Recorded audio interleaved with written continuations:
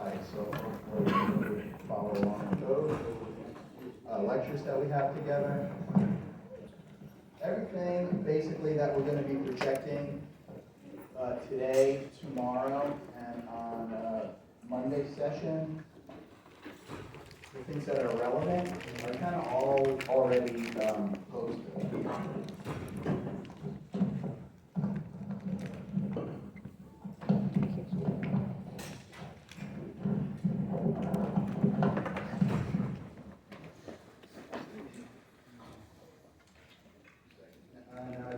Michael, can you text me the Henny?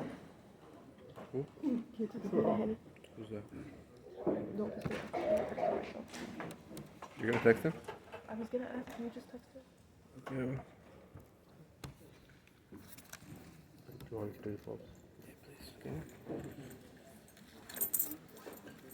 How'd you doing, Rena? You got it?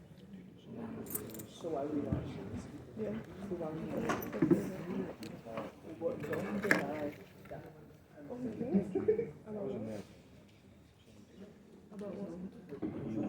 Okay, hopefully that's helpful. Hopefully you're checking okay, you're going up or down. Just let me know. Yeah, nice to see everybody. My name is Mike Wine. I will have the next two lectures together in IV Therapeutics. You'll see kind of how they're mapped out on the website, just to kind of orient you to how things are going to roll over the next day or two. There's lots of different materials posted on Canvas. We're kind of plugged into Canvas now, so I'll bring those up kind of throughout the course of today. The plan today is to give you the basic sort of overview of basic pharmacokinetics and clinical pharmacokinetics for two major classes of drugs, which have already been introduced to you, aminoglycosides and vancomycin, and really focus or emphasize on the important determinants of how would you determine or move forward with a clinical pharmacokinetic-based approach to dosing these agents. We're going to cover most, if not all of that today. Tomorrow, if we don't cover it all today, we'll finish that up tomorrow. But you'll also note that in the website is posted what's called a dosing example. That example is what we're really going to focus our time on after we get through sort of these basic applications. Because then you'll see the clinical applications as we work through step by step the dosing example. Connected to these lectures is going to be an assignment in the form of a quiz. Again, it's not optional. Actually, it does count towards the grade. The quiz will be released after our session tomorrow, and it will be due immediately prior to our session on Monday. There's two components to the quiz. I think Dr. Nav went over some of this with you guys already, just to kind of reinforce it, and there'll be an announcement, hopefully that explains it also. The quiz is worth 20 points, but there's two components to the quiz. One is going to be really a traditional quiz through Canvas, in which you will select your best answer for the question that is being posed. Because these approaches require a lot of calculations, there will be a portion that will allow you to scan your work, like literally your written out work, and upload that into sort of this separate area of Canvas. The traditional quiz itself is worth 12 points. Your work or evidence or proof of your work is worth 8 points. And the total is 20. So the work part of it's really not optional. If you want up to 8 points, you should upload it. If you don't, you will get 0 points. And all of those points count kind of towards the denominator of the score. Okay, so we did a little bit modified version of this last year. There was a little bit of confusion about sort of what was optional and what wasn't. There's no optional. It's all mandatory. And you can earn up to 20 points on the quiz. So hopefully that's a little bit more clear than it had been in the past. And again, Canvas announcement the layout of the quiz itself will describe that. There's a couple logistic things that you need to keep in mind before you open the quiz. One is time. So you can't just open it, let it sit all weekend and work on it. So when you're ready to work on it, I would highly, highly recommend that all of the materials that are on Canvas related to making decisions about determining the important pharmacokinetic and clinical information to move forward with crafting a recommended dose, you should have, like at your fingertips, including the equation sheet. There's sort of the tips and tricks of Clinical Pearls document, there's a summary document, there's these handouts. They're posted in multiple formats where that's relevant. Because you don't want to open the quiz and look at the first question and go, oh, F word, are you kidding me? I have to do all these calculations? I'm telling you, they're intense calculations, and you should have everything literally at your fingertips, including a scientific calculator that you actually know how to use, ready to roll. So you don't run into any sort of human barriers. Right? You will have basically all weekend to do it, but again, it's not like an open-ended time. It's a fixed time once it's done. And so again, keep that in mind. By the time we finish our session tomorrow, really you should have all of the tools that you need to approach the assignment. On Monday, one of the only things we're going to do on Monday is go over this assignment in detail, step by step by step. So for that reason, there's no late submissions accepted. We're going to go over all the answers like 20 minutes after it's due. So if it's not turned in on time, there's no lateness, no exceptions for lateness. So again, keep that in mind and build that into your preparation. All right. Before we move into sort of the meat of this lecture, any questions, concerns, comments about anything I just said? Increase or decrease? Increase. Why would he decrease? No. It doesn't increase. I'll put it closer to my fat face. Let's see if that- It doesn't really, it's not connected the way it should. That makes it different. Okay, I hope that's a little better. All right. So we're going to start with this first. Keep going to the laptop, which isn't connected yet. So these are, again, our references. One of the things, we're going to stick to some of the guidelines and framework that are part of this lecture. If you review the literature, immunoglycosides have been around for 50 plus years, so is vancomycin. There's a huge volume of literature on how to approach these medications from a clinical pharmacokinetic perspective and what assumptions to make, what parameters to use, what elements go into crafting the pharmacokinetic elements of importance, such as volume of distribution, elimination rate constant. We're going to present those constraints, even though you may identify a variation or a varying approach in the literature. So when it comes to the homework, stick to what we're presenting in class. Because if you find an alternate approach that gives you an answer that's not the answer, then that's wrong. So you're going to stay within our boundaries. All right. Again, we talked about this homework. Again, you can read through these objectives at your leisure. And one of the things that which you just got in the renal course is evaluating renal function. You see, evaluating or assessing renal function is a critical element to crafting dosing regimens for the agents that we're going to talk about. And this is a summary of, again, one of the most straightforward and simple ways to calculate creatinine clearance, which is the Cockcroft-Gault equation. And you should be prepared on the quiz to calculate the Cockcroft-Gault equation. And it's provided here with the caveats that have been presented in renal. For exam purposes, because this is a little added stressor, most likely if creatinine clearance is required for calculating a solution on an exam, it will be either irrelevant to the question, so if it's not provided and you think you need it, you don't, or it'll be provided. But for the quiz, you may have to calculate it. All right, so as I said, aminoglycosides, they've been around for many, many decades. The most frequently used aminoglycosides are those listed on this slide: gentamicin and tobramycin and amikacin. The most elaborate pharmacokinetic approaches really exist for gentamicin and tobramycin. So that's really where most of our focus is going to be. There are other available aminoglycosides as listed on this slide, but for our purposes, we're really going to limit to the big three and really focus on the two, gentamicin and tobramycin.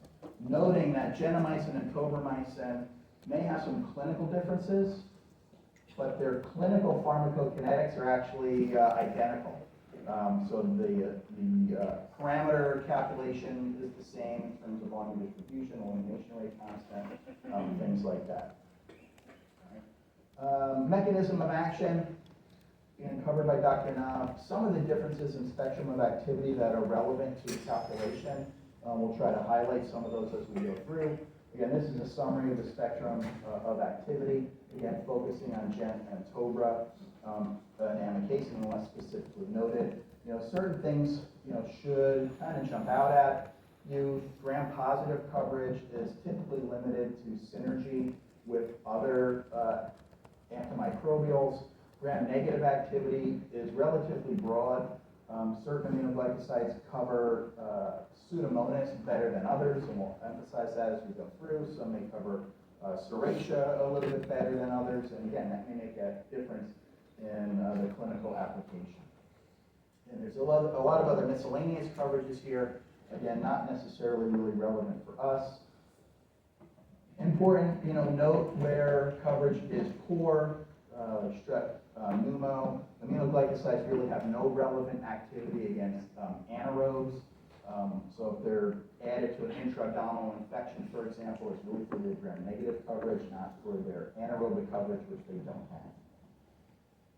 Aminoglycosides uncommonly used as monotherapy in most infection settings, including gram-negatives, although this slide sort of emphasizes gram-positives, but they are typically used in combo therapy.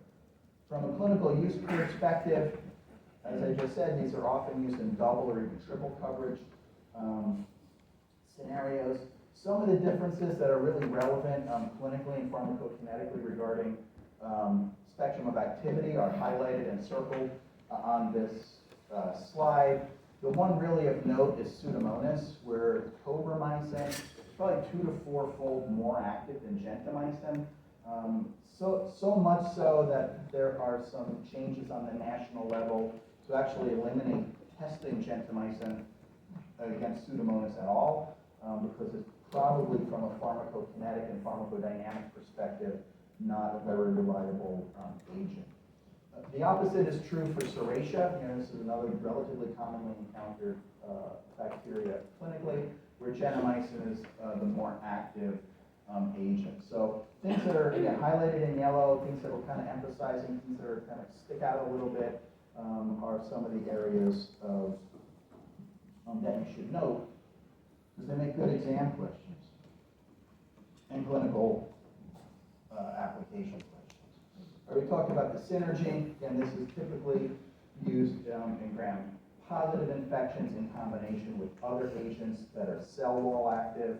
Aminoglycosides are intracellular active agents, so disseminated infections, bone infections, osteomyelitis, endocarditis are applications. And you can see other miscellaneous applications listed on this slide. When we talk about MICs, an MIC in relationship to concentration is an important pharmacodynamic parameter, which we'll elaborate on a little bit further as we go. And definitions of susceptibility, breakpoints of susceptibility are updated and revised and published, republished periodically. Dr. Nav is actually on one of the major national task forces that does that. In general, breakpoint breakpoints for gentamicin and tobramycin are those that are listed, meaning a definition of susceptibility is an MIC of 2 or less. When MICs are higher than that, it's either too difficult to attain a clinically relevant concentration against that MIC, or it would be defined as resistant. In the amikacin, you can see the breakpoints are a little bit higher than that. We'll talk more about post-antibiotic effect that aminoglycosides have, because they're concentration-dependent killers of bacteria. Again, some of that information we actually covered last year in Intro to Pharmacokinetics and Biopharmaceuticals. One of the biggest limitations of aminoglycosides is their adverse event profile. Nephrotoxicity, again, really should be the one that you keep in mind. Clinically, it's very common to blame nephrotoxicity on aminoglycosides, but it's often a little bit challenging to separate out the renal dysfunction that you might see in a patient on an aminoglycoside, because they're typically really sick patients who may have renal dysfunction for other reasons. The time frame also has been really looked at very closely over the last many decades, and usually what the literature will suggest is that aminoglycoside nephrotoxicity typically takes a little bit of exposure time, maybe 5 days to a week of being on an aminoglycoside before the damage that is described in the bullet above results in nephrotoxicity from the medication. So using an aminoglycoside for a few days, you may not see evidence of nephrotoxicity, but a week or two is when this really should be considered. Oftentimes, it's going to be more of a laboratory diagnosis because the patient's urine output may not drop, meaning it's a high output failure, meaning the patient's still making urine, it's just not concentrating urine. So you might see increases in other markers of nephrotoxicity like serum creatinine, for example. When you see an incidence that's up to 55% but varies, again, reports like that and a slide like this for the literature basically make it kind of useless to say, oh, half the people are going to get nephrotoxicity. Because it's so dependent on the scenario. It's dependent on these other factors that are listed. It's dependent on the definition of nephrotoxicity, what markers of nephrotoxicity are being looked at, what the association with the particular drug has been made. Again, there's a little bit of a differentiation in what is thought to be the risk of nephrotoxicity. Many sources cite that gentamicin appears to be more nephrotoxic than tobramycin and amikacin, but it doesn't mean that tobramycin and amikacin aren't nephrotoxic. Right? Various markers of nephrotoxicity, again, are here really for your reference. Increased risk of toxicity is evident in patients also at an increased risk, typically of renal dysfunction, not being on an aminoglycoside. So advanced age, poor baseline renal function, patients who are dehydrated, patients who are infected. Again, the total dose, duration of therapy, all has implications. Concentration in and of itself is a little bit more sort of tenuously connected to nephrotoxicity in terms of the acuteness of toxicity versus a long-term exposure of concentration. I think that there's some concentration relationships with nephrotoxicity. What appears to be the biggest predictor are elevated or supratherapeutic trough concentrations, not necessarily peak concentrations, which may be purposefully driven higher in some of the dosing strategies that we're going to cover. Ototoxicity is often brought up as a concern as well. It's not as common as nephrotoxicity. It results from cranial nerve damage.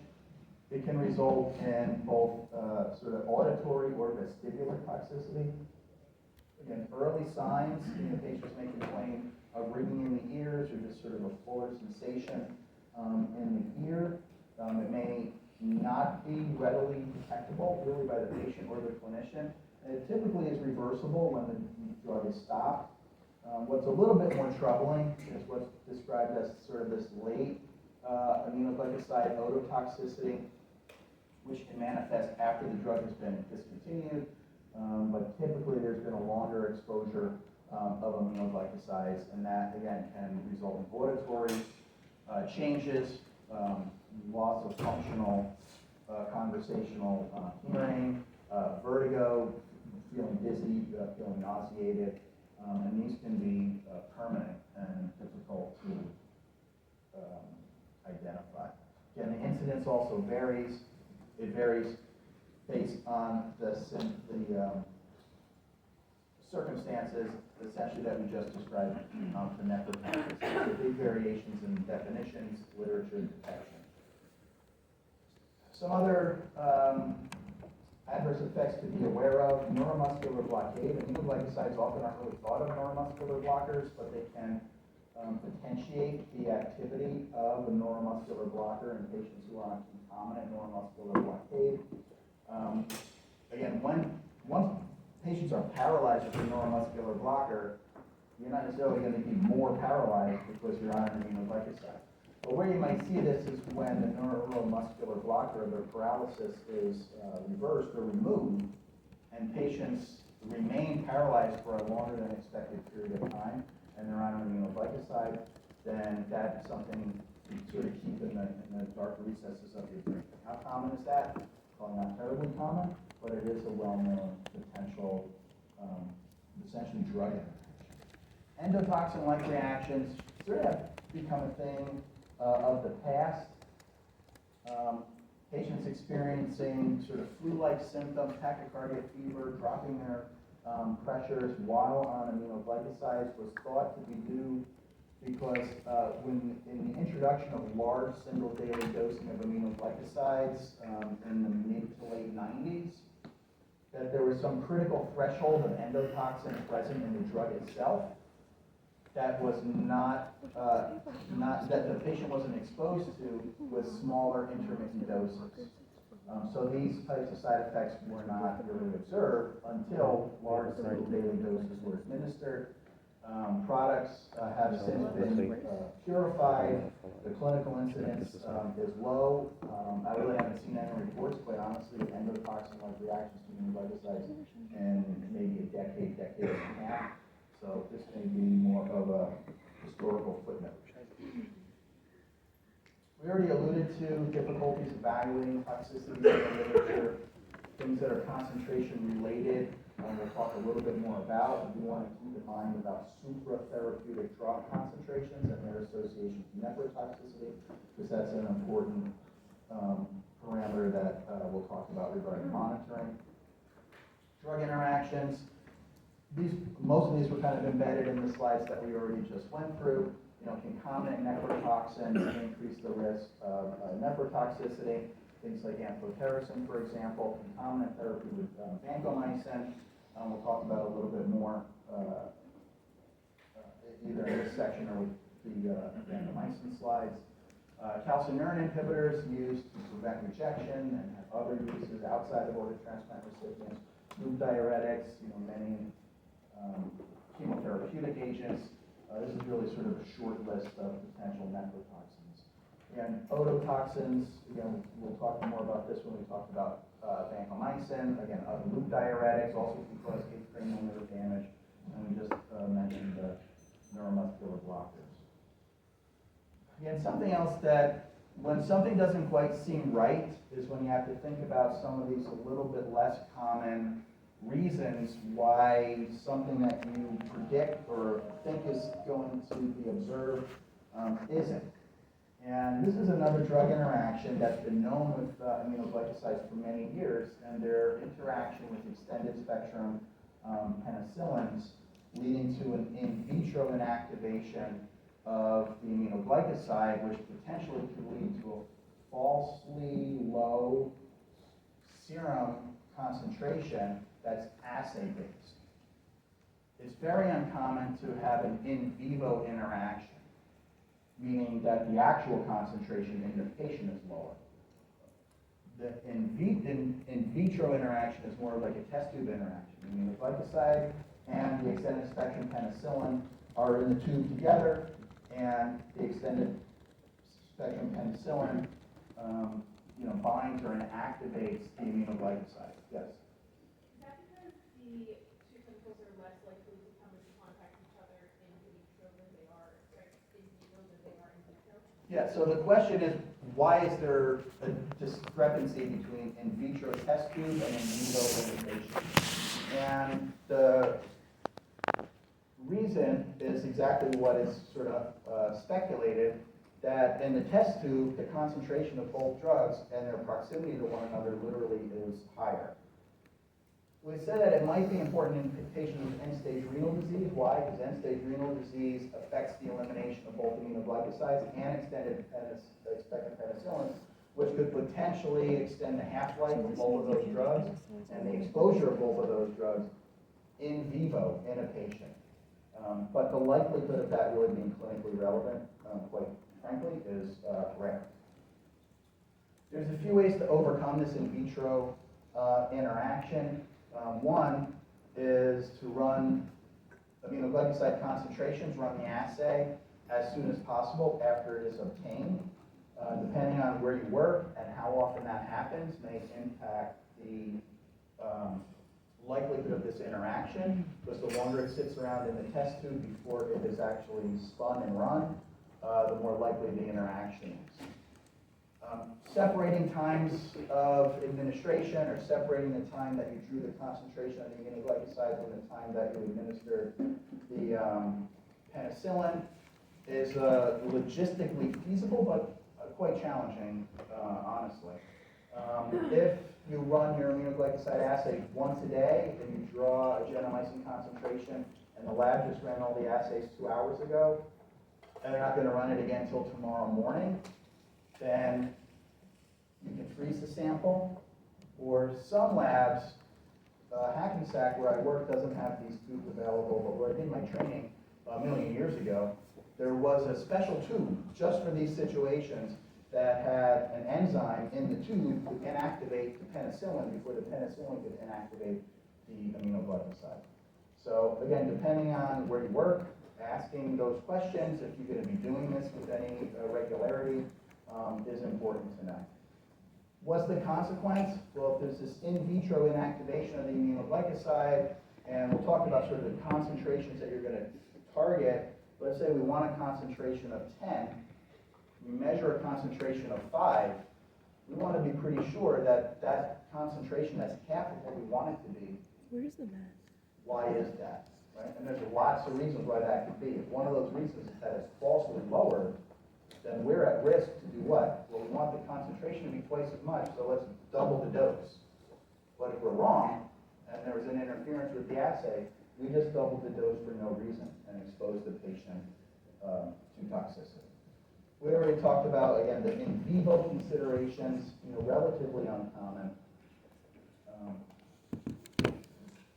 Pharmacodynamic considerations, really important, and it's sort of been an emerging and growing field. Ideally, for concentration-dependent drugs, if you're looking at a relationship of their concentration to that measured or known MIC of the pathogen that you're treating, optimally you want a ratio between the range of about 8 to 12 to 1, meaning a concentration of about 10, right, which is right in the middle of this range, to an MIC of 1. And we can utilize that for some of our dosing strategies or analyzing whether or not we think we've achieved that ratio. For certain dosing strategies, it's less relevant for other dosing strategies. We mentioned post-antibiotic effect. Aminoglycosides, again, which are concentration dependent, exhibit a post-antibiotic effect against gram-negative bacteria. Post-antibiotic effects suggest that there's continued bacterial suppression of regrowth after the concentration has dipped below the MIC of the pathogen.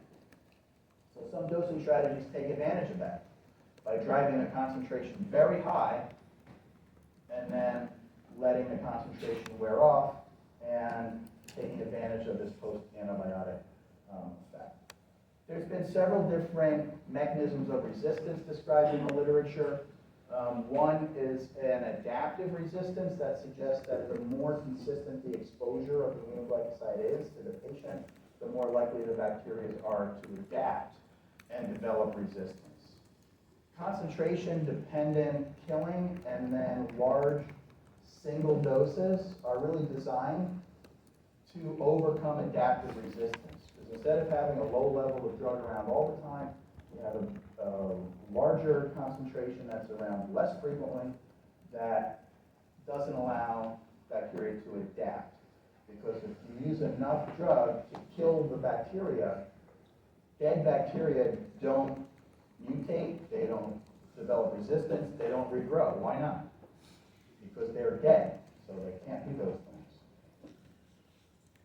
Some information, again, this may have been talked about a little bit in Dr. Knob's lecture regarding nephrotoxicity and a sort of a saturable uptake mechanism that may limit nephrotoxicity, not eliminate it. Actually, you don't have a lower incidence of nephrotoxicity with large single daily doses, but maybe there's a blunted uptake into the renal tubules that isn't exacerbated by a larger dose. So you still can see evidence of nephrotoxicity, but not, it's a little bit disingenuous to characterize it as decreased toxicity.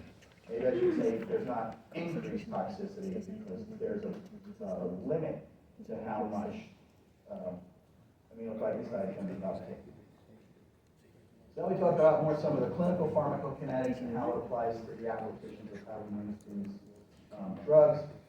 Orally administered aminoglycosides are not absorbed, or their absorption is poor. We mentioned some of the other uses of other various aminoglycosides.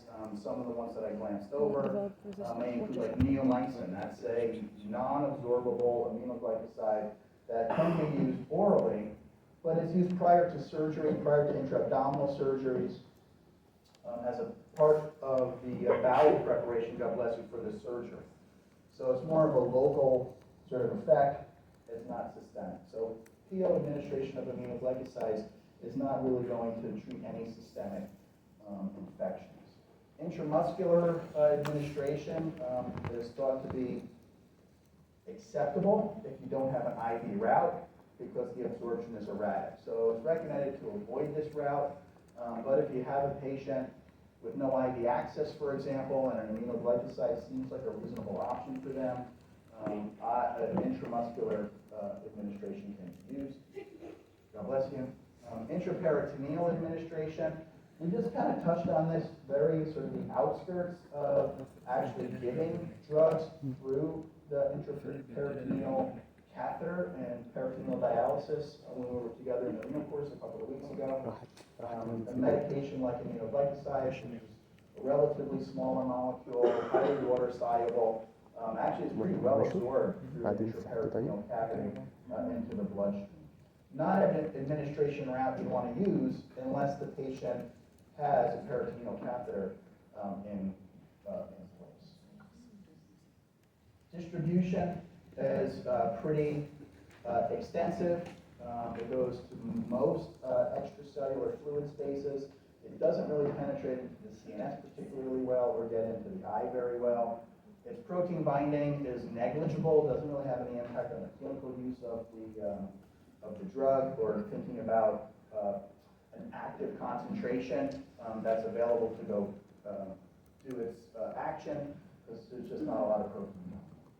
Now, some of the calculations that you're going to be looking at are going to ask you as the clinician to estimate what do you think someone's volume of distribution is. So there's a couple of estimates that are available.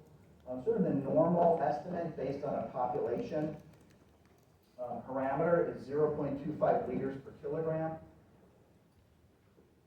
You may see patients with an expanded volume of distribution if they're critically ill, if they're volume overloaded, if they have end-stage renal disease, if they have pulmonary edema, they may be hypermetabolic in an ICU, so they have an expanded volume of distribution, maybe up to 0.3 liters per kilogram. Again, with weight-based calculations, it's always important to sort of ask ourselves, well, what weight do you use? At this time, we didn't really belabor this point with the Cockcroft-Gault calculation, because the weight you put in that calculation is completely and mutually exclusive decision. You may have a different weight here than you use in Cockcroft-Gault. Just because you use one weight doesn't mean you use it for each of these calculations. Right? So this is to determine the weight for dosing of aminoglycosides when it comes to volume of distribution calculations, and these are the parameters that, again, we will stick to. So when actual body weight is less than ideal body weight, you would use actual body weight.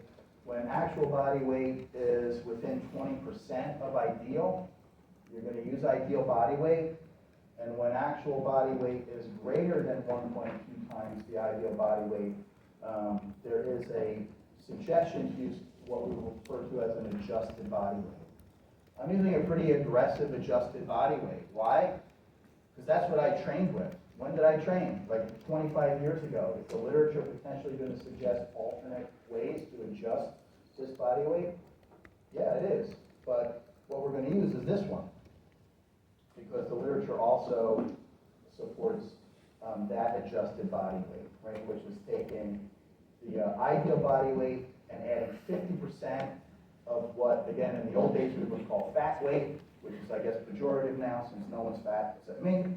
The actual body weight minus their ideal body weight, 50% of that added to their ideal body weight is the weight. It's like, he's not that fat. I'm gonna be him when I grow up. Elimination, you're going to start to see the other key parameter, right? There's really a few pharmacokinetic parameters of interest when we're talking about dosing. That is kinetics based. Volume distribution, you just talked about. Elimination rate, we're going to talk about now. And moving forward, we're going to talk about what I alluded to before, targeting. What is your target and why is that your target? Aminoglycosides are eliminated, not entirely, but pretty significantly by glomerular filtration.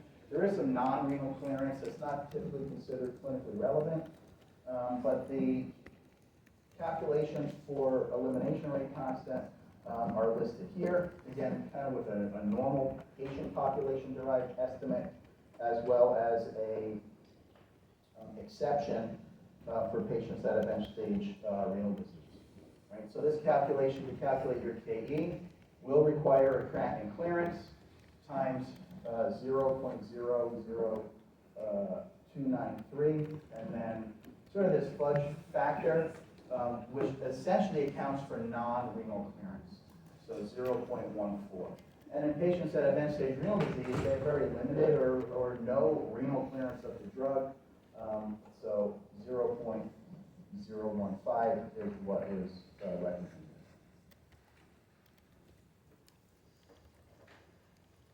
Yeah, we talked about intramuscular being an option, but not preferred.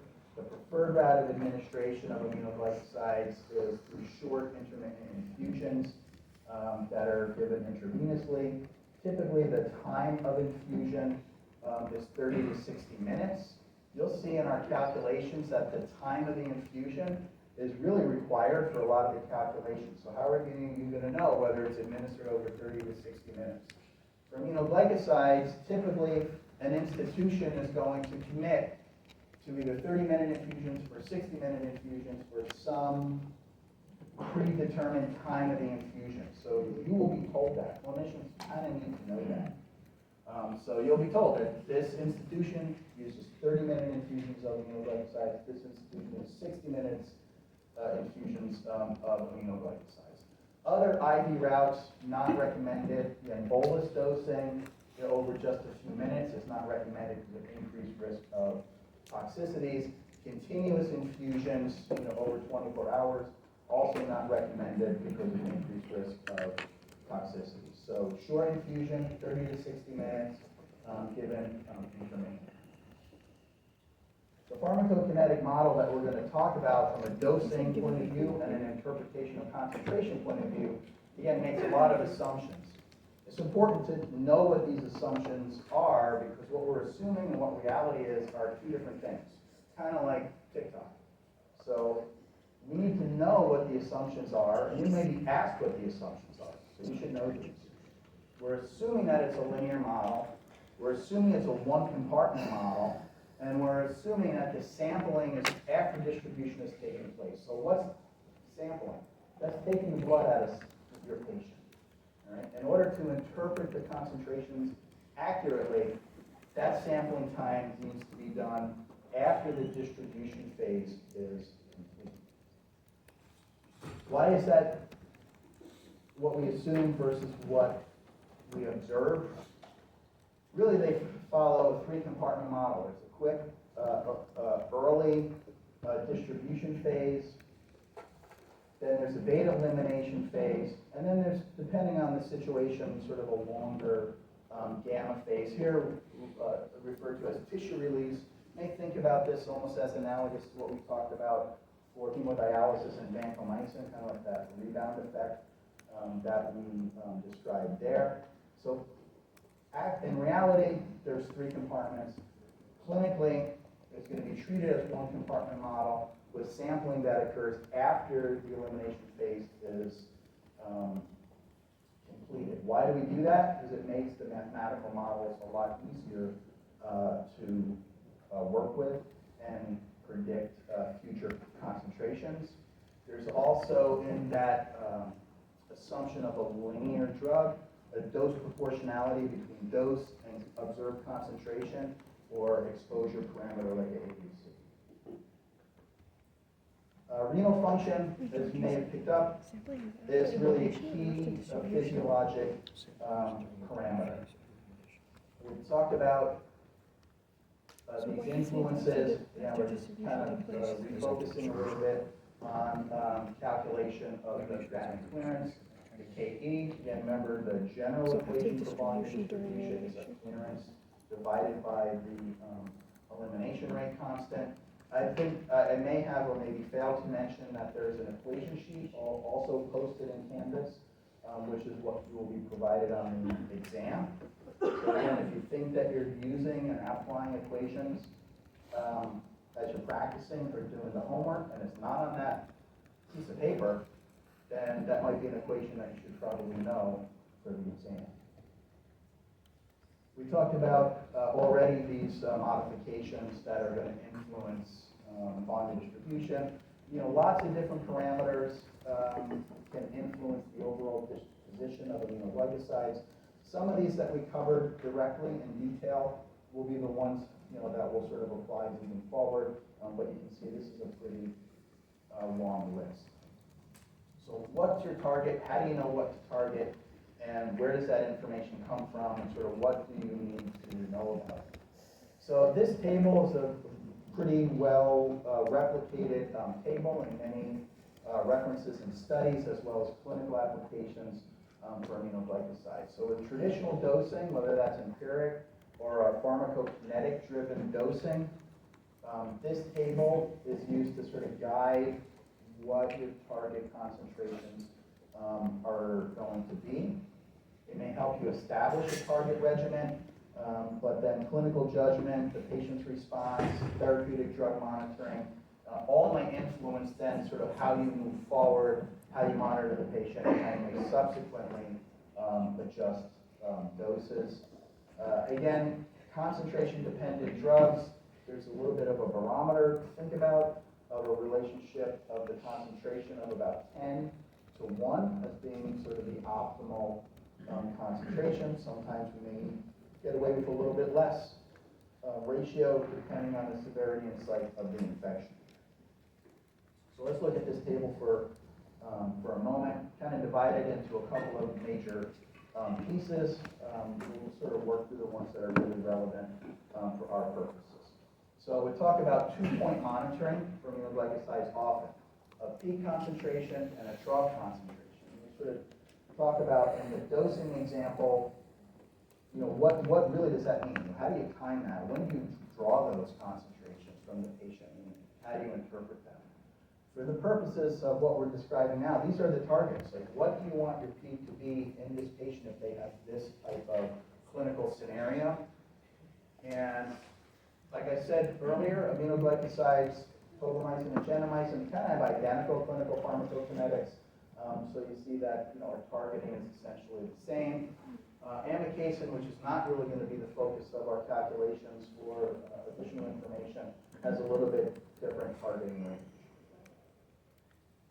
For infections that are less severe or in sites of infection that are a little bit easier for an aminoglycoside to get to, like the urinary tract, then the targeting doesn't have to necessarily be as aggressive, right? So for urinary tract infections, skin and soft tissue infections, how you define severe versus more severe, that's more of a clinical judgment, but you may not have to be as aggressive with the peak in those types of scenarios. You want to think a little bit differently, maybe a little bit more aggressive, is in this sort of next block. So patients who have a blunted immune response, patients who have pneumonia, aminoglycosides have a little bit of a blunted distribution to the lungs, patients with more severe infections.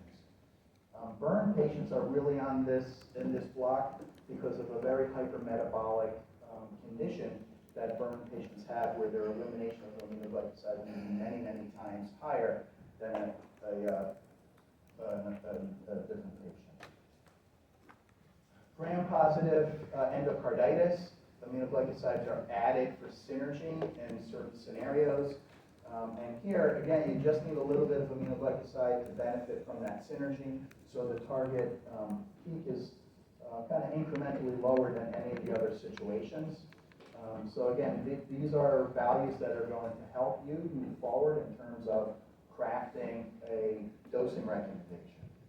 When we look at monitoring the trough, and these are all pretty aggressive troughs, I would say clinically the reality is if you're measuring a trough that's higher than 1, in almost any of these situations, we would get a little bit nervous because of the concentration-related nephrotoxicity that you can be seen. But a lot of the, again, references will allow you to be a little bit more aggressive, but clinically you may have to really think about what makes the most sense for the scenario that we're in. And then again, gentamicin, again, we're allowed to be a little bit more aggressive on the trough, but again, clinically that's probably a little too aggressive, and clinicians would get a little nervous about the risk of nephrotoxicity from these types of troughs. So when we talk about dosing, again, if the decisions are yours, which they are, you're the clinician, you can figure out, well, what target do you want? How are you going to get it? How are you going to craft a dose to achieve those targets? It's going to rely on looking at the patient, their scenario, and their pharmacokinetic parameters of interest, such as the volume distribution and an elimination of the constant. And that will lead us into our dosing strategies, of which you will see that there are many that are available. There's traditional dosing, package insert dosing that might be weight-based, that is may be appropriate for some scenarios, but not appropriate for most. There's traditional nomograms that may use intermittent dosing. Patient-specific pharmacokinetic directed dosing has been consistently found to be a more accurate approach to dose these medications in terms of outcome. Patient cure, eradication of bacteria, and pharmacoeconomic endpoints. That's why we focus on at least learning these approaches to pharmacokinetic-based dosing. Single daily dosing, there's a couple of strategies that have been published and described. Some are used in different areas of the country or different areas of the world, more predominantly than others, but we'll talk about those moving forward. So things like traditional empiric dosing, something that would come right out of a package insert that maybe was published in the 60s or 70s, are a little bit antiquated. They have a lot of limitations because they're sort of assuming a fixed volume distribution, a fixed elimination rate constant, a infection scenario that gives the clinician a little bit of wiggle room sort of based on the actual dose that they're going to recommend. They have limited applicability for evaluating or adjusting concentrations after they've been attained. So kind of a limited area of application. One of the most popular traditional nomograms was developed by two investigators, Hull and Shruby, who published this nomogram many years ago. Looks like at two different components, establishing a loading dose and then crafting a maintenance maintenance dose, which we'll see on this slide. But how would this type of nomogram work? Well, again, you have a little bit of flexibility as the clinician, maybe based on your intuition about how sick the patient is. Give a 1.5 milligrams to 2 milligrams per kilo. Give that as a one-time loading dose. And just for the sake of example, let's say for Jennifer Tobra, we have a 50 kilo dosing weight. We're on a little bit more aggressive side. 2 milligrams per kilogram times a 50 kilogram weight gives us a one-time loading dose of 100 milligrams IV once. How do you determine what the follow-up maintenance dosing schedule is? That would come off of this table, which is here again for our reference. We would look at some estimation of the patient's renal function, like their creatinine clearance, and we know what the loading dose was, which was 100 milligrams. We would determine what the renal function is, and then we just kind of use the nomogram to figure out, well, how much, how often would the patient require. So same example as prior, we have 100 milligram loading dose. We'll say a creatinine clearance of about 80 mLs per minute. And you see that this red box kind of circles two potential recommendations for a maintenance dose. The numbers in these columns under 8, 12, and 24 is the percent of the maintenance dose that would be administered at that interval. For example, this is 80% of the loading dose given every 8 hours.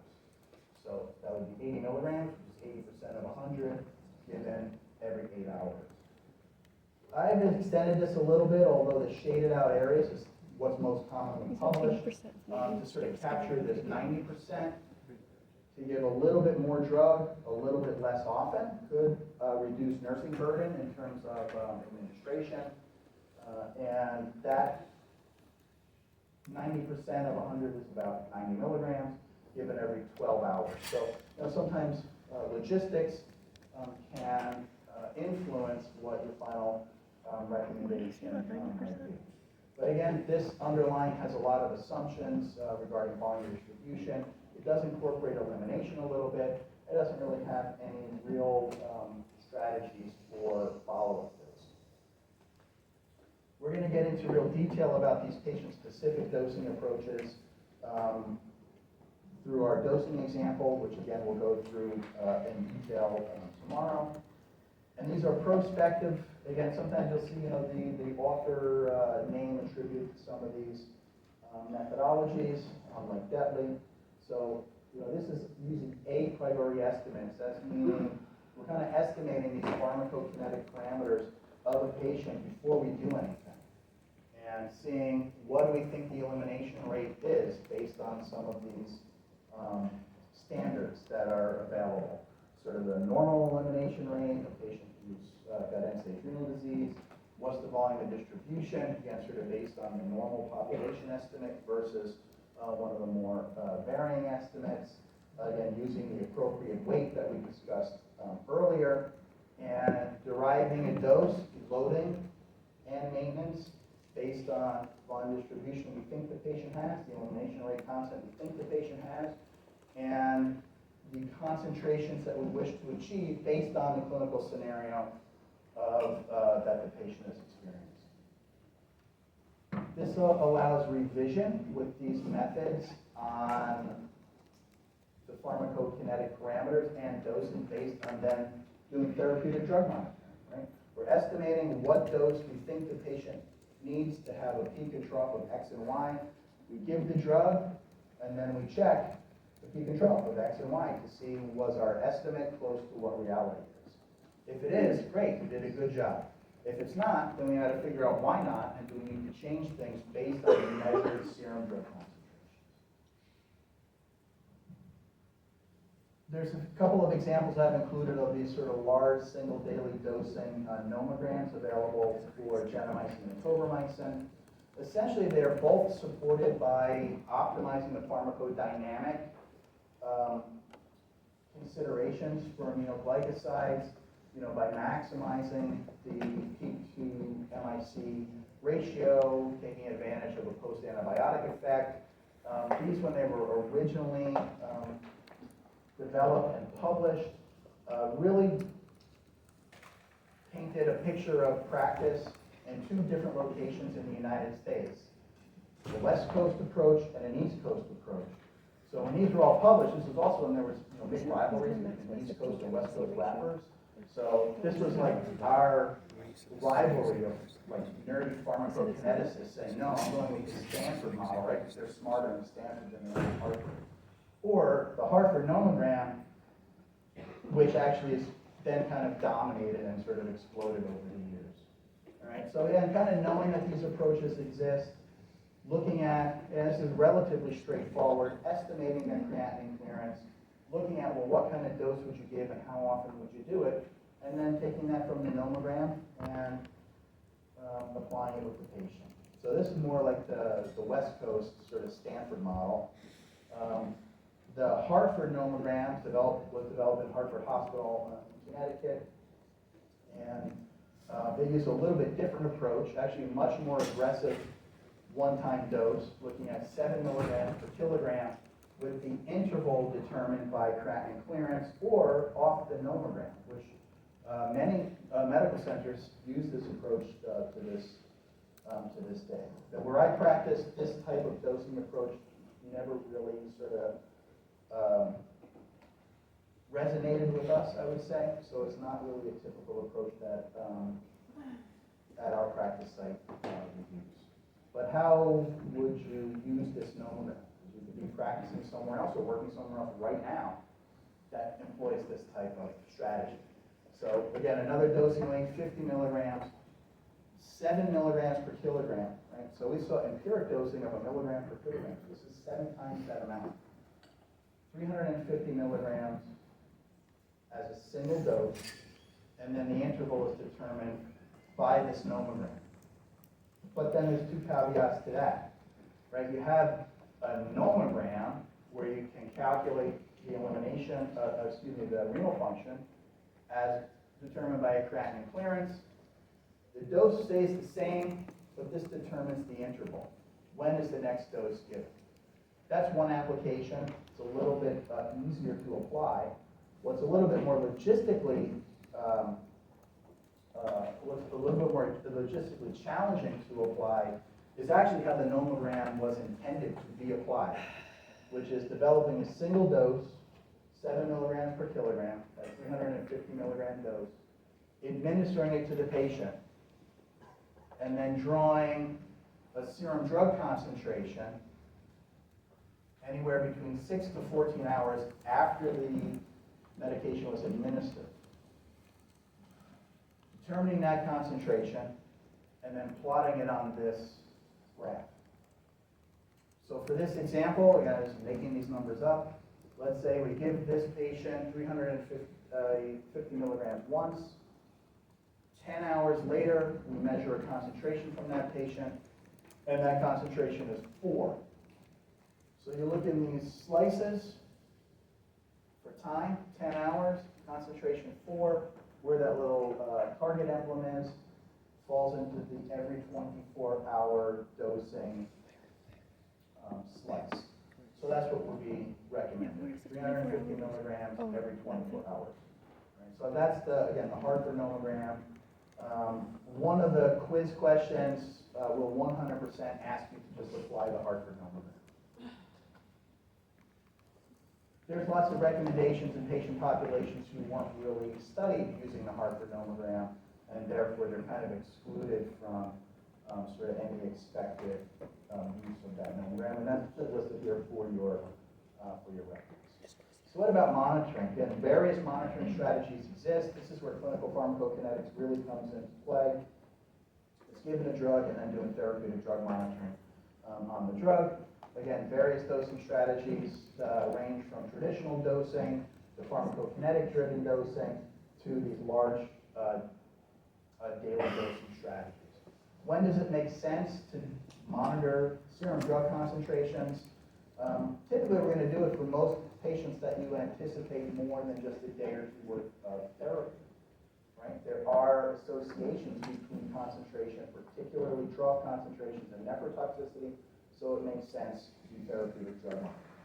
So if patients have pre-existing or unstable renal function, they are on other concomitant toxins, extended courses of therapy, right? Some patients with osteomyelitis need to be on treatment for 4 weeks, 6 weeks, 2 months. I'm not sure if it teaches osteo in this course, but endocarditis is my favorite lecture, one of my favorite lectures of all time. I have the pleasure of teaching you about endocarditis in a couple of weeks. Think about when serum concentrations don't reflect renal function. Right? We're using serum concentration to drive a lot of what we're doing, but it's not always accurate or not a good indicator of patients' renal function. Right? Maybe patients are failing therapy. Well, let's verify what their serum drug concentrations are. Maybe they're too low and they're subtherapeutic. Drawing aminoglycoside concentrations is also going to vary depending on the situations.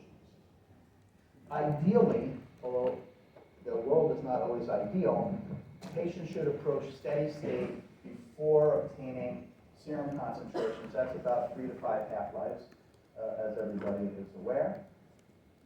Why you want to do that? Because then it assumes, again, this sort of steady state scenario, which makes our assumptions about the model we're going to apply more accurate.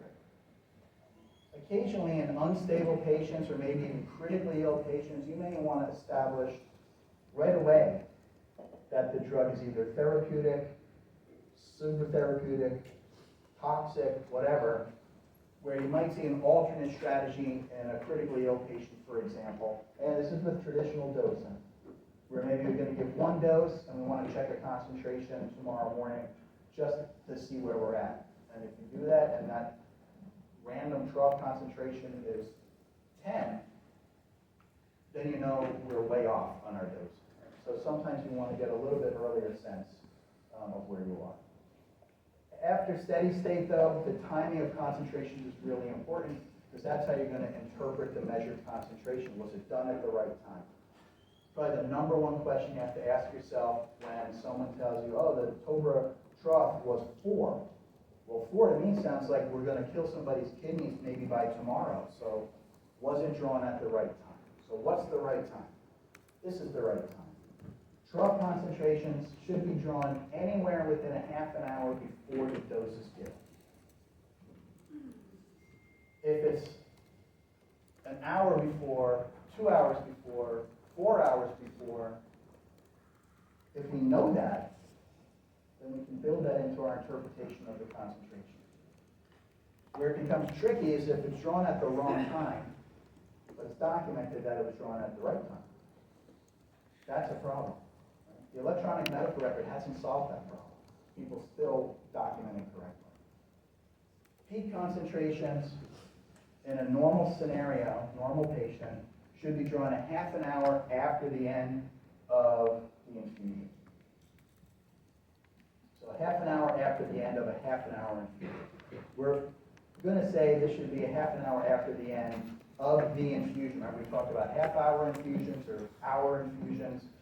Half an hour after the end of the infusion, whether it was an hour or a half an hour. Clinically, at steady state, again, while we're waiting until steady state, allows us to consolidate our serum drug concentration drawing and dosing. We can get a trough right before the dose is given, give the dose, that dose infuses over a half an hour, you wait about another half an hour, and then you draw the peak. When we look at our dosing example, that's going to become hopefully a lot more clear about what I mean by that strategy. In hemodialysis patients, we don't really alter how we draw the trough, but because they may have a more extended distribution phase, we want to wait till distribution phase is completed before we measure concentrations. So it's recommended to draw a peak about 2 hours after the infusion has ended if patients are on dialysis or have end-stage renal disease. Monitoring is a little bit different, doesn't really conform to those recommendations, maybe talking about single large daily dosing.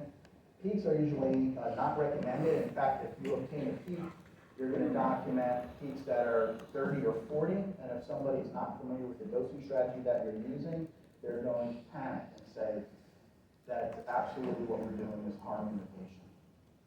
Typically, we're gonna do trough-only monitoring, assure that it is not toxic, maintain concentrations less than 1, and the Hartford nomogram, we're gonna follow that nomogram, right? Drug concentration, 6 to 14 hours after the end of the infusion, and let that help us determine what the maintenance interval should be. And the Hartford nomogram doesn't have a lot of strict recommendations for follow-up monitoring after that. If the clinical scenario changes, then of course you should monitor. We want to continue to monitor renal function, the patient's ins and outs, signs and symptoms of whether they're getting better or not, sort of all of those general findings. Dosing patients with end-stage renal disease or on hemodialysis, again, all of these little affirmations have been covered to some degree. Expanded volume distribution, longer elimination rate, constant, sampling minimum of 2 hours after dosing, and there is a minor rebound effect after hemodialysis. Aminoglycosides are removed in standard hemodialysis sessions by about half. Excuse me, so we may need to account for that. The next few slides is going to be covered really tomorrow in detail, and they're going to overlap quite a lot with the vancomycin approach to dosing, looking at what weight we're going to use, how we're going to estimate our parameters of interest, what our target serum drug concentrations are, calculating the dosing strategy, calculating a double check step, and we'll talk about that. A lot of it seems to not make sense, so we're just going to have it abstracted here. What's the monitoring that's going to be needed? Looking at calculating the patient's KE and volume distribution, again, from measured serum concentrations. We're going to talk about the difference between what a C maximum concentration is and what a peak concentration is. They are not really analogous, they're two different things. But a C minimum concentration and a trough concentration may actually clinically be the same thing, because they may be obtained at the same time. So work versus growth, these steps will allow us to again check if the parameters that we estimated are accurate, and if they're not, will allow us to calculate PPM is 3 credits. So let's take a breather for a couple of minutes. The vancomycin material is a lot more concise than the glycoside, and then we'll move on and go through that information. Let's say like at 1:45, which is like a 2-minute break. So it'll give me time to 2-minute break. Just 2 minutes. Well, then what? We're done, or we saw stuff? No, we still have vancomycin. Yeah, so did we come in? How do you know?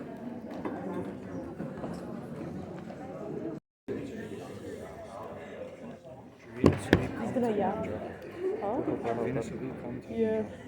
So changing our focus from one commonly monitored group of antibiotics to another commonly monitored antibiotic. Vancomycin, like aminoglycosides, has been available for many decades. And the approach to dosing, monitoring, and clinical uses of vancomycin, continue to evolve. Again, same or similar set of references. Again, the case-based homework quiz will incorporate some of the vancomycin material that we're covering right now.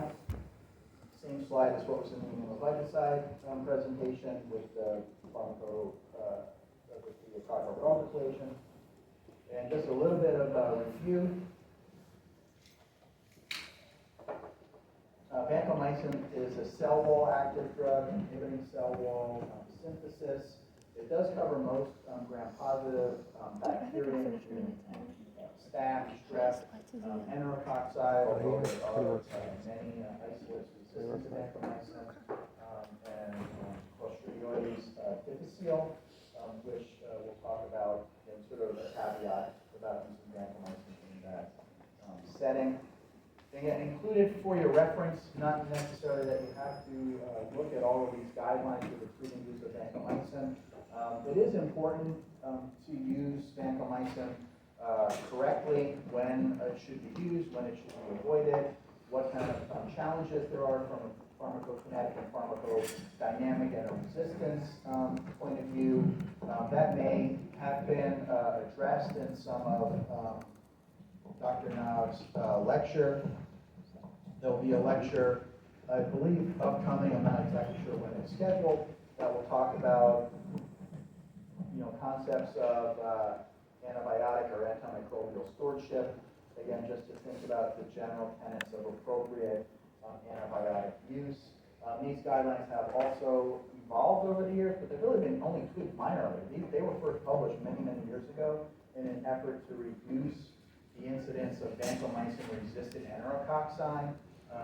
And all that happened after those guidelines were published is that the rates of VRE went up. So I don't know how effective those guidelines really are. They probably weren't. MICs for Vanco, again, these continue to get assessed and modified. Typically, breakpoints for most susceptible gram-positive organisms would be an MIC of 2 or less. However, this is quite different when we're talking about Staph aureus, where it is difficult, if not clinically impossible, to achieve pharmacodynamic relationships for Staph aureus infections in scenarios where the MIC of vancomycin to staph is above 1. So some of the treatment recommendations for Staph aureus also were modified a few years ago to recommend to consider alternate therapy to vancomycin if you have an alternate, if the MICs are greater than 1. Vancomycin has its sort of baggage that it comes with from an adverse effect point of view. There's some overlapping toxicities with aminoglycosides. Vancomycin and aminoglycosides are used in combination frequently because of a complementary mechanism of action of a cell wall acting drug like vancomycin and an intracellular acting drug like aminoglycosides. So there may be additive adverse effects. Vancomycin is also known to affect the cranial nerve. It's relatively uncommon. Its relationship to drug concentrations is not really fully elucidated. What's a little bit more common and or well recognized is the nephrotoxicity that comes from vancomycin. And again, over the time frame that Vanco's been available, this has sort of ebbed and flowed into sort of why people thought Vanco was nephrotoxic.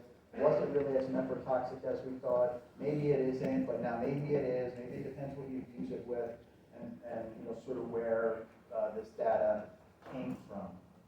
You'll often see, if you look at any thorough review article on vancomycin or even literature from the 80s or 70s, if you're that interested in looking at vancomycin from the 70s and 80s, you'll often see it referred to as Mississippi mud, because it wasn't like the IVs that you see these days, which are nice and clear, translucent, maybe some opacity to it, but it looked like mud.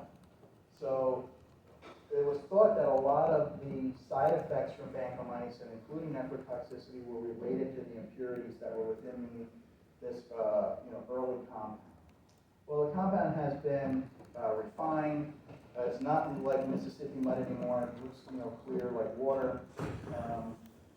And the incidence of nephrotoxicity, kind of dipped. But then over the last 10 or 15 years, the reported incidence appears to be a little bit on the upswing. Why that is, we'll talk about what some of the theories are. The overall incidence is probably low from vancomycin alone, maybe less than 5%. Acute tubular necrosis, ATN, is probably the most common tubular injury that we see with vancomycin. Again, risk increases relative to supertherapeutic concentrations, pre-existing renal dysfunction, and the presence of concomitant nephrotoxins. So here I only have aminoglycosides listed to really draw your attention to that, because if the incidence of nephrotoxicity is about 5% with vancomycin essentially used as monotherapy, the incidence of aminoglycosides, again, we saw in that lecture, the wide variation of incidence up to 50%. When they're used together, it's more of a synergistic impact on toxicity. Okay? It's not, vancomycin is nephrotoxic, aminoglycosides are nephrotoxic. When you add those two things together, the incidence of nephrotoxicity isn't really those two drugs added together. It's a synergistic impact on toxicity. So you have a little bit of contribution from vanco, a little bit of contribution from aminoglycosides, and a big impact on nephrotoxicity. Vancomycin infusion syndrome, again, the historical context was described as you see on the slide, and the literature still refers to it in those terms in many places that you look. The preferred vernacular is in vancomycin infusion syndrome. This is really commonly reported as an allergy, but it's not really thought to be a true hypersensitivity reaction. A true hypersensitivity reaction or an IgE-mediated hypersensitivity reaction to vancomycin is actually extraordinarily uncommon. So why do patients have this infusion-related syndrome? Is thought to be related to the rate of the infusion, and it is the result of a histamine-mediated release, a vancomycin-mediated release of histamine in the setting of the rate of the infusion being excessive. Symptoms can be mild to very severe, including flushing, patients feeling sort of warm, their face, trunk, back, getting very erythematous. They can have shaking, chills, fever, itching, hypotension. Right? Those symptoms can all mimic really severe allergic reactions. And if a patient has had this type of reaction, just because we tell them, well, that's not an allergic reaction, that's kind of a side effect of the drug being administered too fast, really doesn't mean that patients are going to be any more agreeable to having vancomycin again. So you have to be very cognizant about what the typical recommendations are for the rate of the infusion with vancomycin. Right? This is really different from aminoglycosides. Aminoglycosides, we're going to pick a rate of infusion and stick to it. It's either half an hour or 60 minutes. For vanco, it's based on the dose. Right? So the typical recommended rate of infusion for vancomycin is 1 gram per hour. And the duration or the time of the infusion should be adjusted then based on the dose. If the dose is less than 1 gram, you can administer it over less than an hour. So 750 milligrams over 45 minutes, 1 gram over an hour. 1250 is another common dose that would be administered over an hour and 15 minutes, 1.5 grams over an hour and a half, etc. So imputing these recommended time of infusions into the calculations is important. But there's a little sort of caveat to that. Is when we go through the dosing example, sometimes when we're initially choosing a dose, we may have to choose a time of infusion to get the dose. So we don't know the dose before we choose the time of the infusion in some of our dosing models. So what do you do in that case? Assume that it is 1. When you get a dose, if the dose is 1,500 milligrams, for example, then your recommendation about the time of the infusion should be consistent with what the recommended time of infusion would be for 1.5 grams dose, which is an hour. So this is actually a pretty important consideration. Other side effects, neutropenia is a sort of a rare idiosyncratic reaction, but if you work with vancomycin enough, you'll see it. Phlebitis for IV administration is a vein irritant, and PO administration, not uncommon for patients who are so nauseated. Vomiting is a little bit less common, but it may not be tolerated well orally. Why would we give vancomycin orally?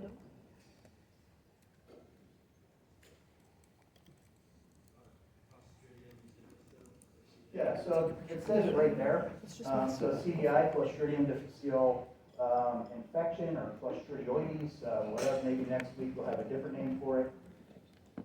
But it's used PO only to treat that local infection, which is an infectious diarrhea.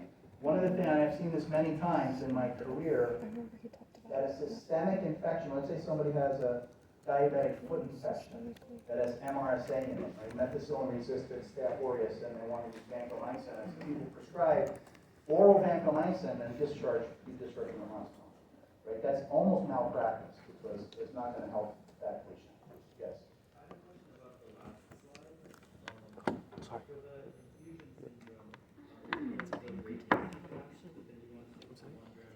Oh, no, it's all good. There's another. Yeah, that's an excellent question. Great, so I'll just rephrase. The question is related, I'm going to paraphrase, potentially even mitigating these effects more by infusing the drug slower than what's recommended.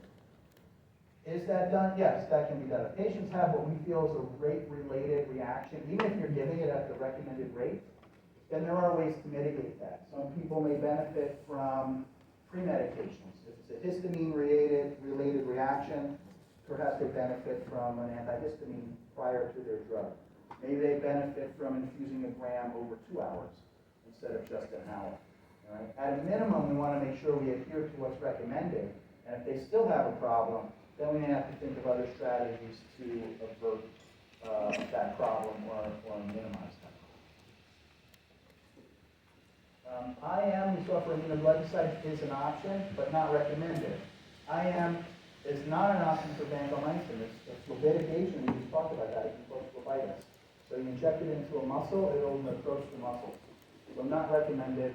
Intraperitoneal administration can see a large percentage of vanco, don't know what that is, absorbed from the peritoneal cavity. Not the ideal way to get vanco, but if you have no other access to it, you have a peritoneal catheter, then potentially that can be used. Yes? Yeah.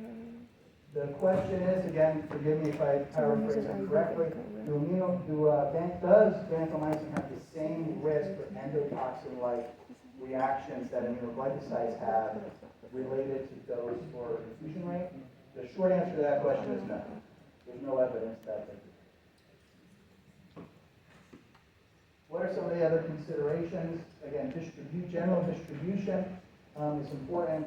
Vancomycin does distribute well, to most sites. How well it gets into the CNS is always a subject of discussion. There may be a more enhanced distribution into the CNS if the barrier to the CNS is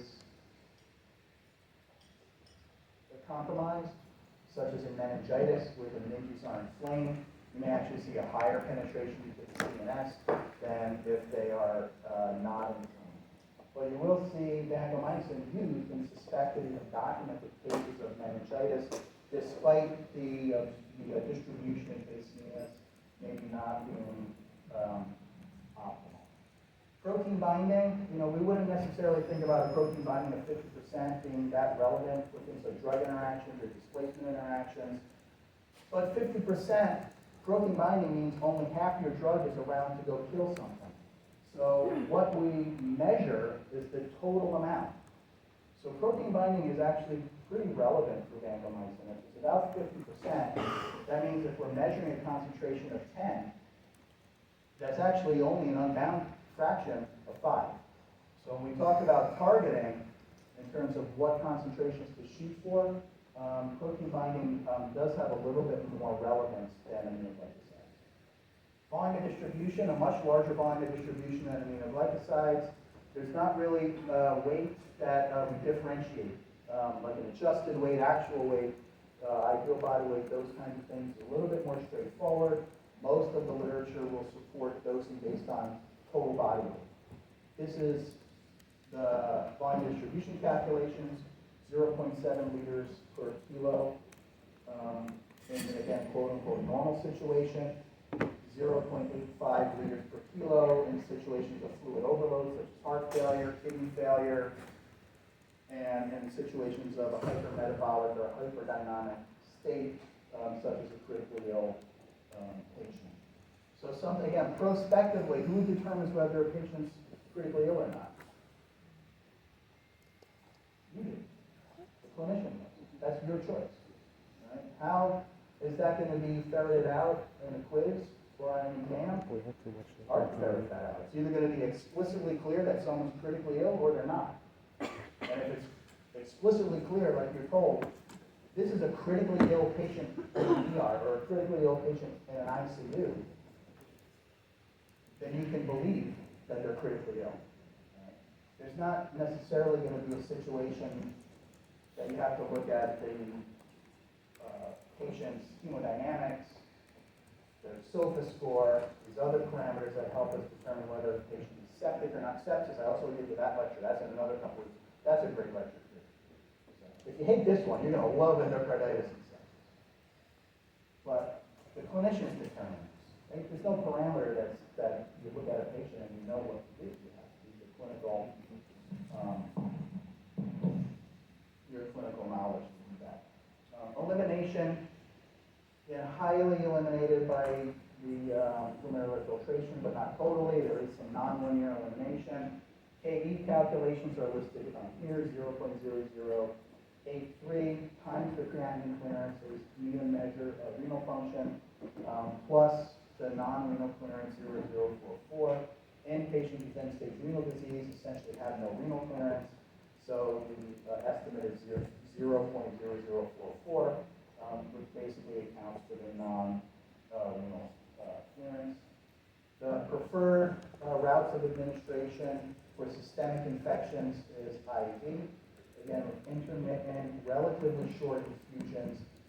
That infusion rate determined by the dose with the general parameter of a gram per hour kind of being our guideline. PO treatment, we've already sort of addressed this, that PO treatment is not appropriate if you think you're going to treat a systemic infection because it's just not absorbed well enough to treat a systemic infection, and PO treatment is mainly indicated for C-diff-associated infection or colitis. The pharmacokinetic model that we apply is the same that we described for aminoglycosides. Similar set of assumptions, essentially identical concentration time curve, and linear model assumption, one compartment, and that sampling occurs after the distribution phase is complete, although this three-compartment model, again, is very similar looking to the aminoglycoside model. So pharmacodynamic considerations, you can see, again, these have sort of changed over time. And there's a little bit more emphasis, maybe a lot more emphasis recently, on really looking at pharmacodynamic markers for dosing and interpretation, such as AUC to MIC ratio. But that may not be available in all situations or even at all medical centers. So sort of how did we get to this recommendation? Vancomycin displays time-dependent antibactericidal activity. So yeah, it's not that the concentration is irrelevant, but it's more reflective of the time that active drug concentration is above the MIC, not the extent that the concentration is above the MIC. So when we're looking at this model, that's sort of model B, the emphasis here was really targeted towards trough-only monitoring. We didn't really worry about the peaks. We were aiming at looking at how long is the concentration above the MIC, how we can measure that, and looking at a trough concentration to assure that we had some sense that the concentration during the, in between the doses and during the dosing interval needed to be above the MIC for about 40 to 60% of that dosing interval. And that's what's has been described as sort of the ideal relationship for time-dependent drugs. The problem with that is it wasn't really a very successful predictor of outcome for vancomycin. I mean, let's say we're targeting a trough of 10, we measure a trough of 10, the MIC that we're treating is 1, and we have a trough of 10 at the end of the dosing interval, means we were above the MIC for 100% of the dosing interval, and yet patients still fail therapy. So this parameter, MIC to, relative to the AUC has been around literally for decades, but really then was focused on as a potential target for dosing and monitoring. And what is currently thought to be a reasonable approach is looking for an AUC to MIC ratio of 400 or better as being a more appropriate target, where historically a steady state trough of about 15 milligrams per ml was thought to correlate well with the AUC of about 400, again assuming the MIC is 1. So this is shifting a little bit. Again, we have some general targeting approaches looking at ranges about 400 to 600 for serious MRSA infections, and that may be the sort of appropriate target. Trough-only monitoring remains the sort of current standard of care in many medical centers that haven't adopted an AUC to MIC dosing and monitoring strategy. But what that has meant is kind of a reversion of going back to 2-point pharmacokinetic monitoring, similar to aminoglycosides, where you're monitoring a peak and a trough, instead of just a single steady state trough as a better predictor. This may also allow us to calculate or estimate an AUC based on some mathematical principles, whether they're either Bayesian kinetics or traditional arithmetic, that can better predict the AUC. I can tell you that doing the trapezoidal rule and drawing 12 concentrations of vancomycin over the first 24 hours of vancomycin therapy at the bedside is not a thing, right? These are predictive models. We're not really calculating the AUC like you would in a research context. What influences vancodisposition? Things, again, we've already kind of covered some of this. Renal failure, one of the key determinants of vancodisposition. Burn patients, similar to aminoglycosides, have an increased general clearance. They're in a hypermetabolic state. We're going to account for weight differences relative to ideal body weight by dosing and volume of distribution based on total body weight. So again, for some historical and contemporary and sort of modern context is on this slide. So, peaks of about 25 to 40 were thought to be traditionally a target for a peak. But then trough-only monitoring took over, so peaks were really not routinely measured. But now this methodology is kind of coming back because it can be used to more accurately characterize the pharmacokinetic parameters relative to predicting an AUC. Right? So for many years, again, I'll just use me as an example, many years ago, when I first began my training, peak and trough measurements of vancomycin was the standard. Then there was a big push to eliminate peaks, just look at troughs, and single steady state monitoring of troughs in association with an outcome became the standard. And that's what was really done for the next 20 years. Within the last 5 years or so has been a renewed interest. I say renewed because these relationships were always known, in looking at this AUC to MIC ratio as a real viable sort of clinical predictor. In terms of timing, peaks, they're more difficult to time because you have to draw that concentration relative to the infusion. Generally speaking, we're going to draw a concentration for a peak about an hour after the end of the infusion, irrespective of the duration of the infusion. The infusion's an hour, the peak's an hour later. The infusion's 2 hours, the peak's an hour later. All right? And that's, again, an assumption that we're making that we hope is correct. Patients with end-stage renal disease have a delayed distribution. We should wait at least 6 hours to check in those situations. Trough should be drawn within a half an hour of the next dose. Again, you can see this evolution of what we thought was a therapeutic trough where we targeted much lower troughs many years ago, 5 to 10, then more of a traditional targeting of 5 to 15, and then more of a contemporary targeting of 10 to 20. Again, as I just mentioned, this may be evolving more into a more nuanced monitoring of AUC to MIC. Complicated infections, if you're doing trough-only monitoring, should be towards the upper end of that range. So these conditions and those target troughs, you should know.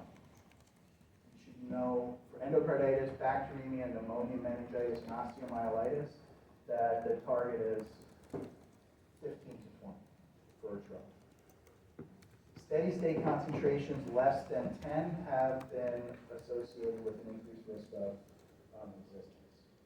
AUC to MIC dosing strategies will be part of our dosing example tomorrow.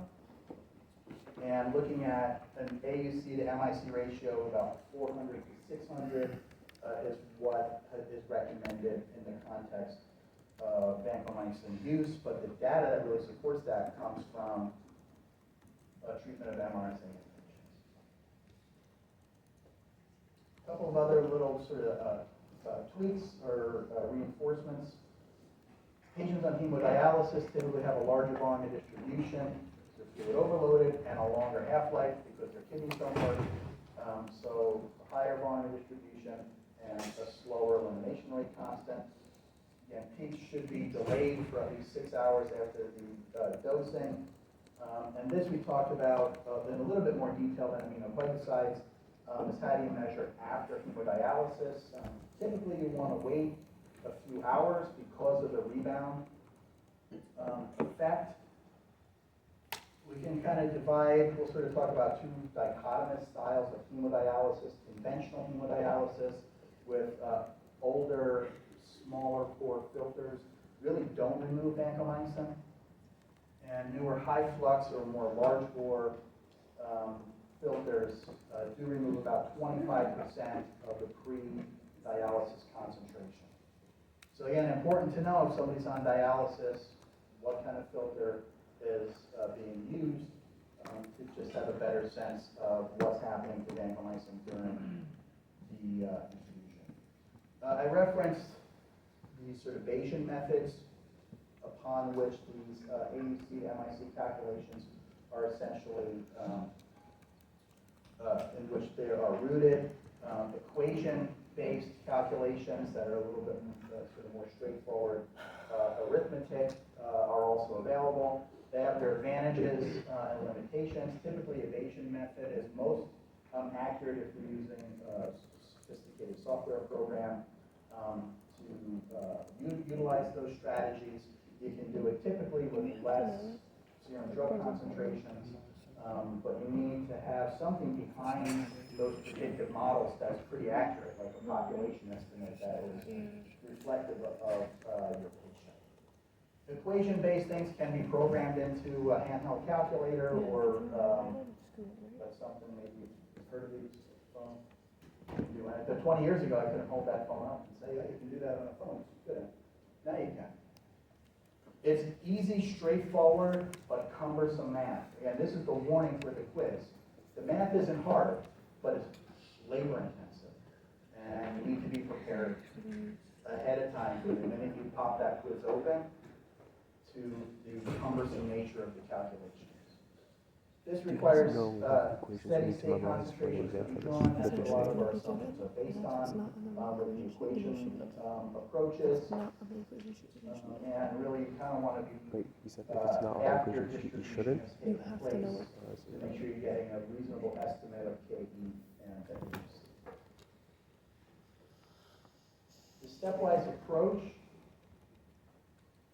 what we went through very quickly with the aminoglycosides is essentially the same for vancomycin in terms of determining the pharmacokinetic parameters of interest, the equations that we're using, the models that we're assuming, and some of the thumbnail estimates. If you really just want to get a gross estimate of where to start vancomycin dosing, if you know the renal function, you can take a very broad estimate of the dose, 10 to 20 milligrams per kilogram, give it every 12 hours if they have a reasonable creatinine clearance, every 24 hours if they have a creatinine clearance less than 50, and then approach your monitoring from there.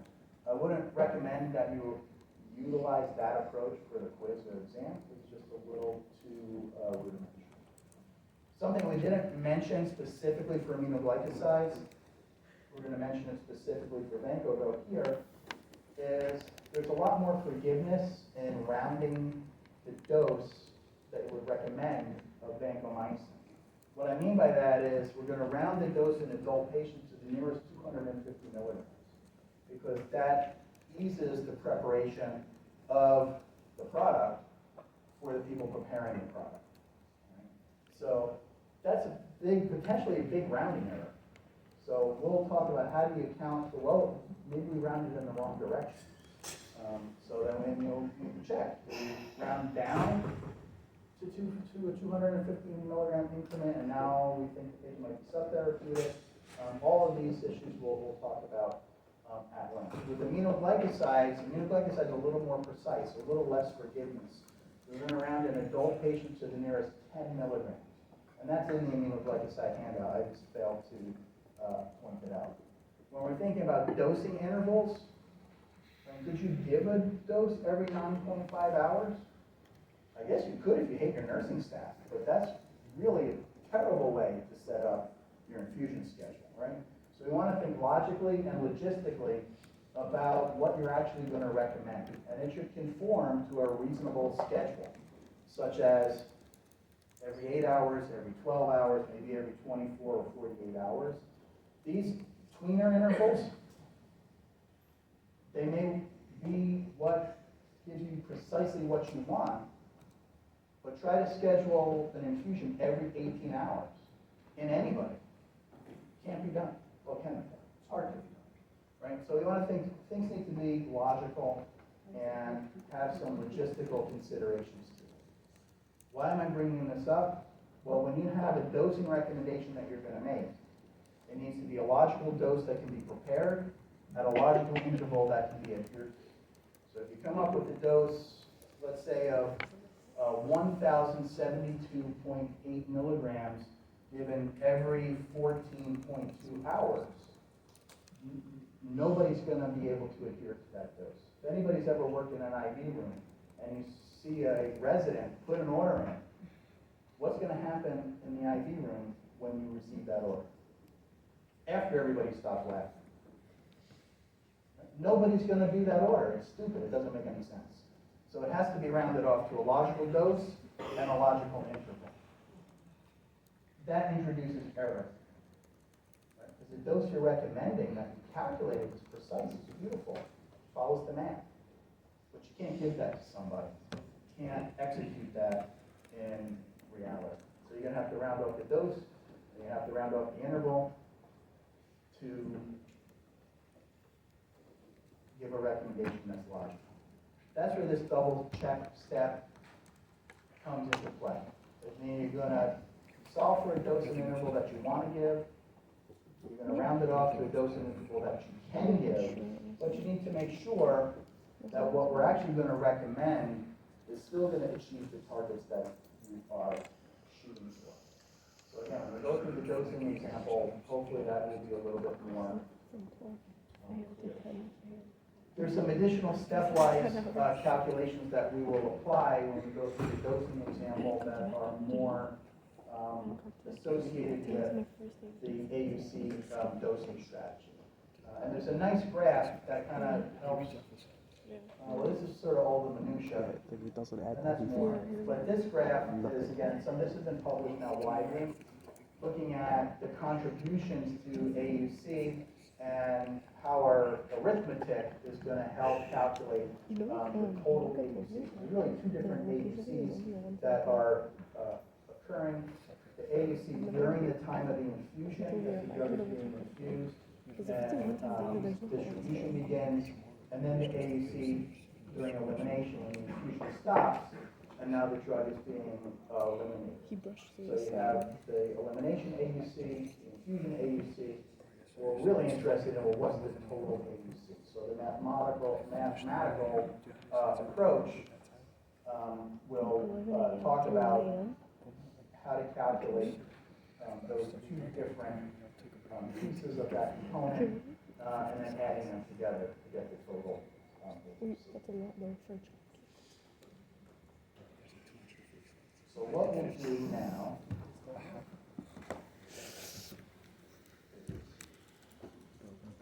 Wait, what did he say? Oh?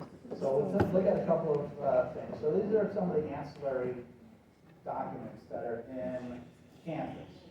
Right? So these are all available to you. This is just a summary. This kind of So is he done? summarizes, for me, tired. questions He's done, that he's done. come up all the I'm time. tired of learning, you know. Cockcroft golf assumptions, the volume distribution between the two agents, what weight to use for aminoplegicides, what weight to use for DocX, PowerPoint, and a PDF of the same thing. we'll talk about the You really just did differentiation. that. That's why there's three of each. Yeah, it's like one is a PDF, This one is is a a PDF, one PowerPoint. is a doc, one is a Yeah. PowerPoint. You'll have them. You'll have The them. rounding rules, right, they're all This here. is also they're all PDF, it's not even a summarized, doc. for you.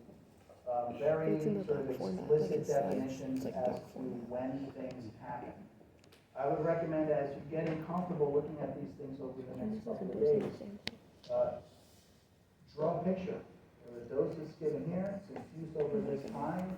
This concentration is happening at the end of the infusion, but then we draw a peak an hour later, so that's This is this the time. equation sheet. Then the drug's eliminated over the next 7 Yeah, he's hours, giving and us then all we this draw a stuff. trough at this This is time, PK. and then the Yeah, next this dose is is given at that point. If you get comfortable with that, you'll be able to Oh, yeah, actually. visualize either in your mind's eye Is this or stupid? literally in a diagram when this stuff is just allow you to map it out. Oh, he gave us a summary. This is the equation sheet. You know, if you look at this, a lot of the sort of assumptions that we're making in terms of, you know, what KD Oh, this is an calculations we important use, and part. what setting, This what one bond tips distribution calculations. powers. You know, that stuff is there. Ideal body weight calculation is there for your This is reference. really important. Some general pharmacokinetic relationship equations are here. And then the equations You that we're summarize gonna the two, apply, two which, again, lectures into this work in three-page the handbook. context of the assumptions that Well, we're then, making, What right? happened? First Summarize order these elimination, two lectures into this three-page sampling document of after what you actually have to distribution, know. and a one Tips, compartment clues, column. That's how these powers. equations were developed, that's how they're, Do you see that? applied. He summarized. This is really good. This is a kind of an This- expanded might study summary, this, not the slides. which kind of compares and It's the first studying the contrasts slides. aminoglycosides exactly directly to what we need to know for the vancomycin in exam. terms of the elimination rate constant, the volume distribution calculations, which are below. The target concentration, remember for aminoglycosides, it's getting up from the table, either in the traditional handout, which is also posted on Canvas, or the slides that we went through. The targeting for vancomycin is here, either traditional trough only targeting or release targeting. Again, the timing of when to draw stuff relative to when infusions are given. What's the duration of Very infusion? fair. Again, as I This was the said, dumbest for thing ever. aminoglycosides, this is gonna be given. You really don't have to guess at whether it's a 30 or a 60 given in the dose test. For vancomycin, it's a little less straightforward.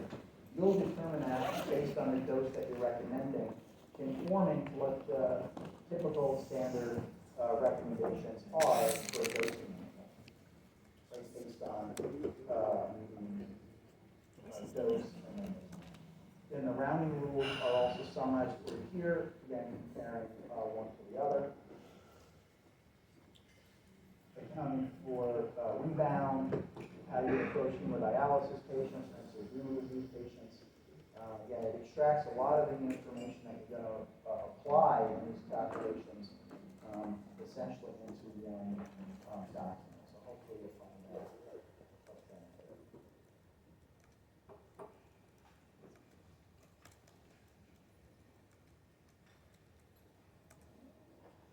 What we'll introduce now, because we just have a little bit of time, What? is the dosing example that I teed Oh, up. I don't know. I'm about to do it. Have a good day.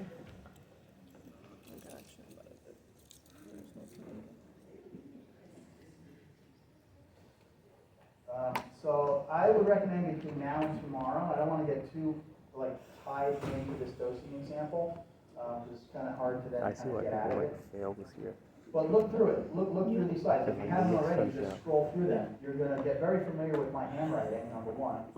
And number two, you're gonna see the flow of how to approach these cases from a few different perspectives.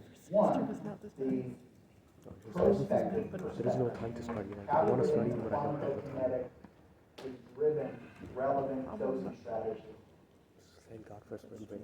Two, assessing measured drug concentrations in a patient, reassessing their pharmacokinetic parameters, and seeing if anything needs to then change in terms of the dosing strategy. This is spring break. And three, towards the end, the scenario changes and adds a little bit of the vancomycin dosing approach.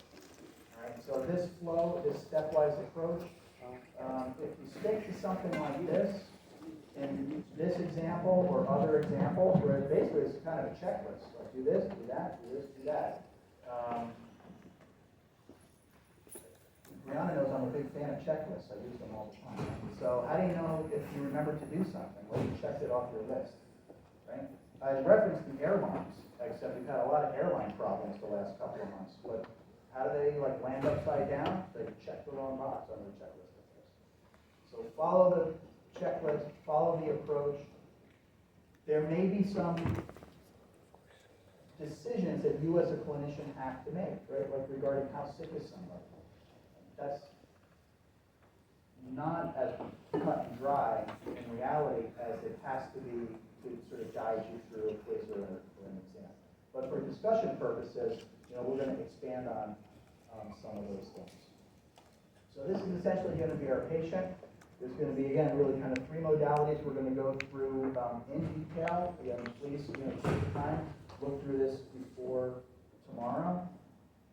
A patient who needs an immunoglycoside, what some of their basic demographic parameters are, and moving through that dosing structure, then measuring serum drug concentrations, evaluating those,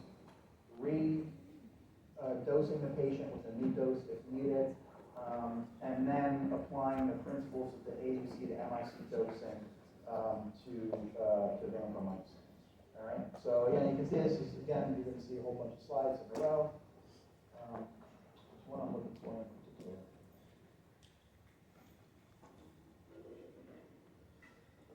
This one, yeah, this is a helpful diagram. This references, again, if drawing a picture helps, then draw a picture. This is when things happen relative to when other things happen. You can kind of fill in these blanks with the actual times, right? This is sort of almost like a generic kind of descriptor, where how is this helpful? Well, you have the tau on the bottom. The tau is the dosing interval. So what's the dosing interval? The dosing interval is between two doses, from the start of dose 1 to the start of dose number 2. Okay? Then you have all these other components. You have the time of the infusion. That's right, the drug is being infused. Well, we need to define the time of infusion. And that may be given to you. You may have to calculate it based on the dose. What happens at the end of the infusion? Well, there's the concentration we're going to use in our calculations, which is described as a C maximum concentration. But that's not the concentration we measure from a patient. Why not? Two big reasons why not. When these calculations were developed to be used clinically, they were developed with what's referred as a Cmax approach.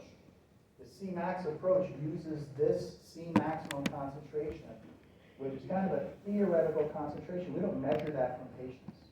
What do you measure from patients? You measure what's associated with outcome, which is the P. So we don't measure a Cmax, but we need to know the Cmax in order to use the calculations. And again, if you look at this example, that would become a little bit more clear how we do that versus how I'm describing it.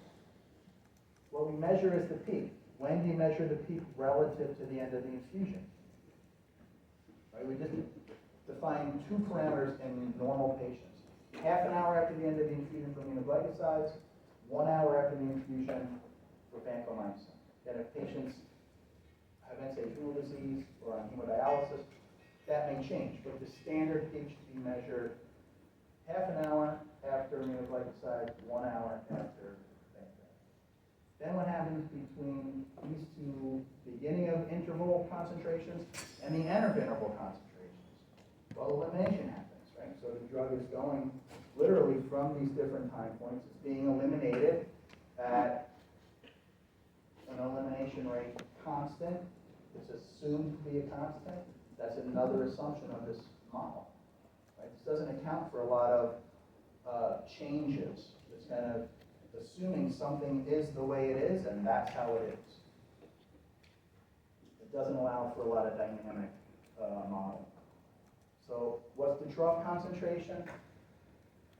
That's clinically when we're going to draw a concentration from the patient, which is then associated with an outcome. When should that be drawn? Well, I said a trough should be drawn anywhere from about 30 minutes up until when the next dose is given.